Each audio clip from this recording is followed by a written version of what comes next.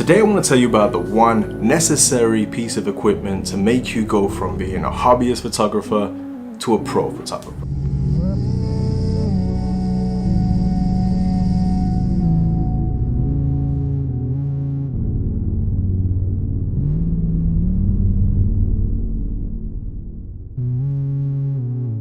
Now I'm guessing you guys are very similar to me in the sense that you probably spent many years posting your images onto Instagram or maybe even onto your website, and eventually somewhere along the line you managed to get your images printed out.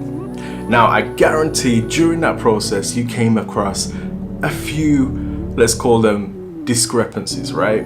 So you've sat down, you spent hours and hours and hours editing this perfect image which you think is the dopest image, best shot you've ever got.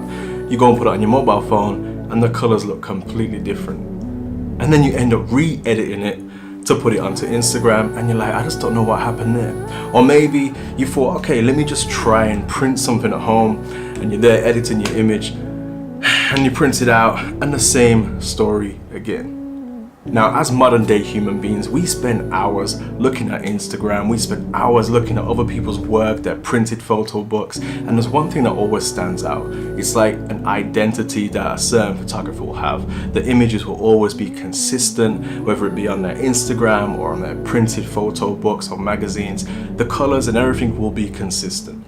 Now, there's a little trick to that. And there's a reason why things are consistent, and that's because they use a professional calibrated monitor like this one. So how about I give you a little bit of science? Every day we spend hours gleaming at screens, but did you know 95% of those screens you're looking at are actually lying to your very face? Yeah, let me break it down for you real quick. Our eyeballs absorb light as data. That data enters our eyeballs, hits our retinas, which contain two types of cells. The red cells determine the light, think brightness and contrast, while the cone cells collect data on color like saturation and hue.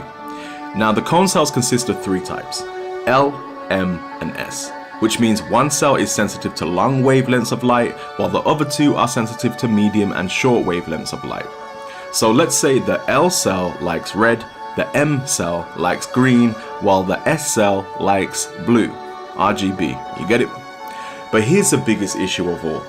Not every human has identical light or cone cells. Like everything else in the human body, they may look similar but vastly vary.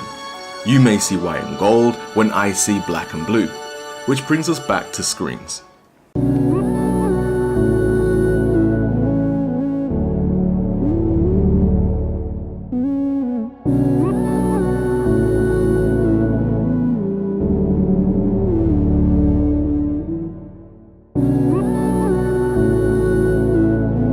So hopefully that helped, and now you know a little bit more about the color and things that we see on screens and how much screens are actually lying to us. Now, I heard a few photographers back in the day say you're not really a photographer until you print your work, and that didn't really impact me until recent years, and I started to print my work and I understood that to get things to look the same as print as on your screen used to be a very hard task to do, but things have changed now. Now today we are talking about calibrating monitors. It's the one thing that will step you up from being a hobbyist to a professional. Why? Because now you have the ability to match all your content. If a client says to you, we want an Instagram campaign, but we also want you to print a book, you know full well when you're working on that monitor, your book is going to be printed out exactly the same as how it's going to look on your Instagram model that you've set for this client. Now previously, back in the day, I used to use one of these little calibrators. Hold on one second, one of these.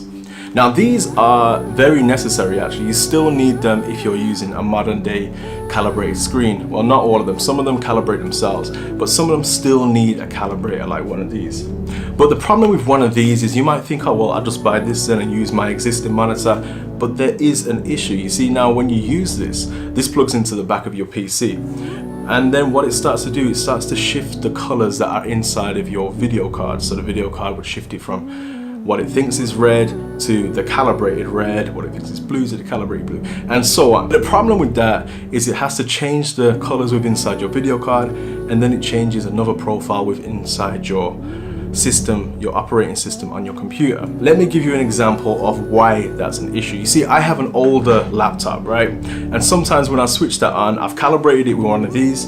When I switch that laptop on, it has the original colors that the laptop company, whoever manufactured the laptop, liked, right? So for the first couple of seconds, it's showing that.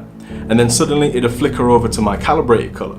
And then sometimes when I'm editing in Lightroom or whatever I'm using, it'll just flick between, and then sometimes it will crash because there's been a conflict of software.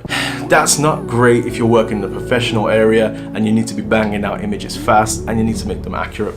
So instead of using it the old traditional way, what a lot of these monitors do now is they allow you to do hardware calibration. So you plug this directly into the monitor instead, and then you can calibrate it into the monitor, and then it's all stored within the monitor, so none of the signals is getting mixed up or confused going back to the PC. The display displays the display. I hope that makes sense. So I guess now I've left you with a bit of conundrum. Do you stay down the path you've been going down already and stick with the monitor you already have because you feel comfortable with that and just calibrate that monitor? But I guarantee in the back of your mind you might have that little lingering question, well, will this look good for my client, or will it print out correctly when I send it to a big client? Whatever your decision is, I'm going to show you a monitor right now, which BENQ kindly supplied me with this monitor to show you guys for this video.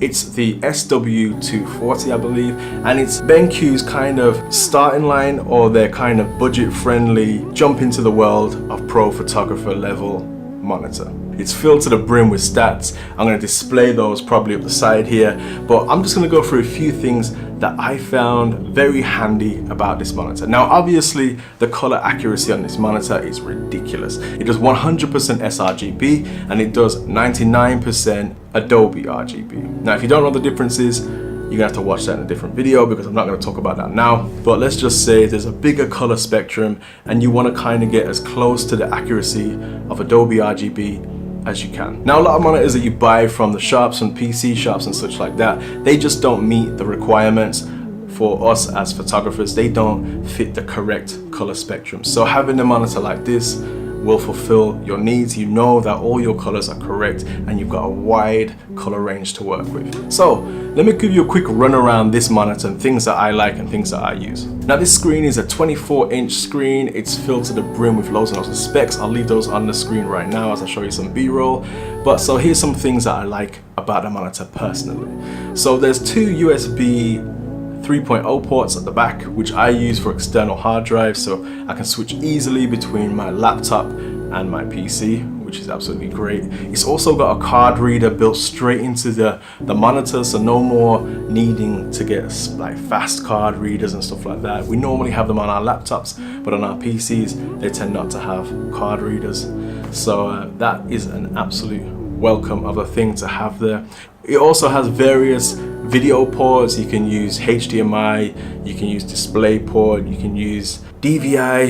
Yeah, there's quite a few things you can use there. So whatever setup that you guys have, I'm pretty sure there'll be a way to connect up into this monitor. Great thing as well, you probably noticed that I've got the hood around the monitor. Now BENQ don't supply that with this particular monitor, so you have to buy that separately.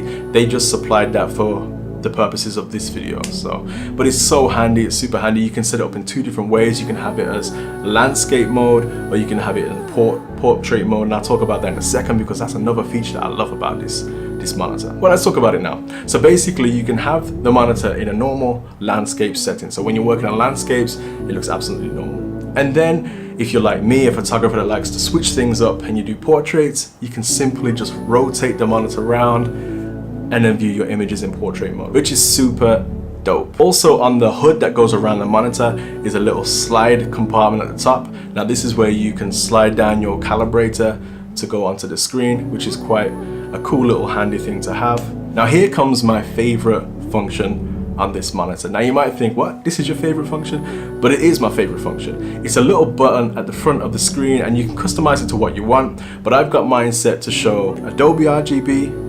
sRGB, and then Rec 709. Reason being, I can just flick between all the different types and different color spectrums. So I'm using my Adobe RGB for when I'm doing professional client work and printing work, and then I press a button to get to sRGB when I'm posting onto Instagram or onto websites and things like that. And then I can use my Rec 709 when I'm editing videos like these ones for YouTube, so they all look absolutely perfect, and it's so great you can do that. I think the factory settings also include a black and white, but I don't really use black and white images too much, so I have mine set up like this, and it's super easy. I think this is the best function for me personally, that I can just flick through it, so it's so quick, it just speeds up my process of work. So yeah, so that's really the whole monitor in a nutshell. I mean, there's not much more to say other than this is a monitor that will step up your game, that will allow you to be more consistent with your work, and it will give you more of an identity because you know that your edits are just going to work everywhere you put them. They're going to look great. So I hope you guys enjoyed it, and thank you BENQ for supplying this monitor here so we could do this little kind of review or just a demonstration for you guys. So yeah, I hope you guys enjoyed this video, and if you did, leave a thumbs up and leave some comments in the comment section below on whether you want to upgrade to a monitor like this or whether you're happy with your own monitor. It's all about talking, it's all about communicating. So I guess I'll catch you guys next time now. Until then, happy hunting.